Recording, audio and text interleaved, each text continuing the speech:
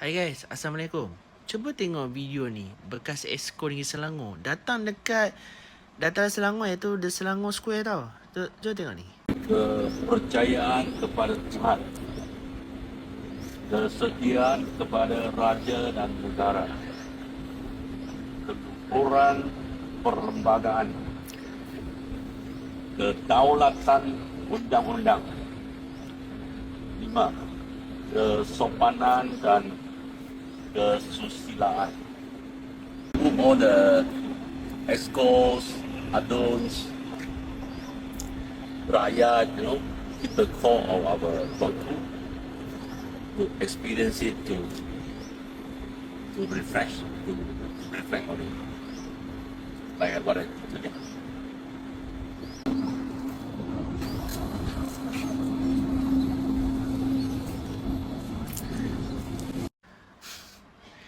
Minta maaf lah, aku tergelak. Aku tergelak bukan apa kan. Aku tergelak tengok cara video yang apa yang dia cuba sampaikan tu.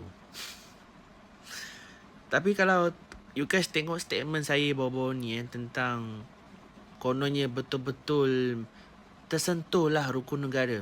Sebenarnya kau bukan tersentuh, kau peli sebenarnya. Kau peli, faham tak?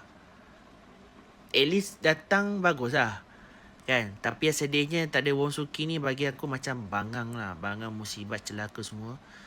Dan benda ni sesuai untuk puak-puak DAP ni. Bukan sahaja 2 orang wakil rakyat daripada DAP, tetapi puak-puak DAP komunis ni yang patut datang menghayati rukun negara ni secara nasional, secara umum.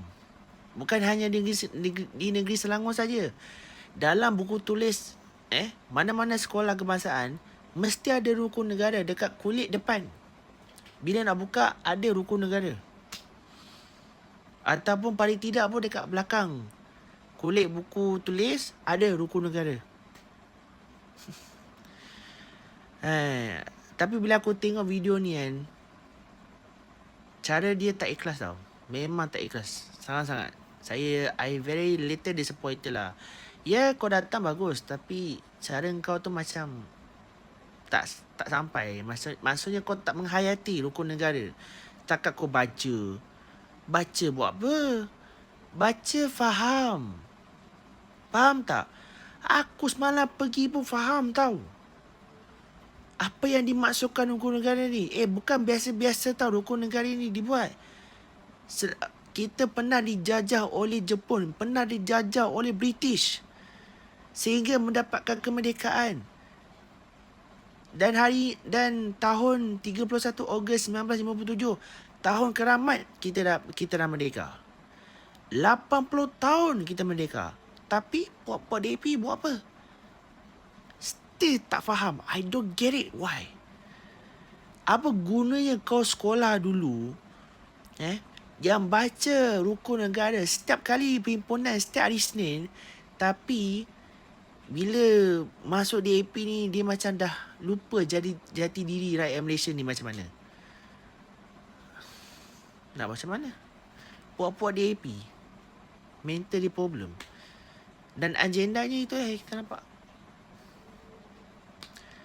Itu saja. Assalamualaikum.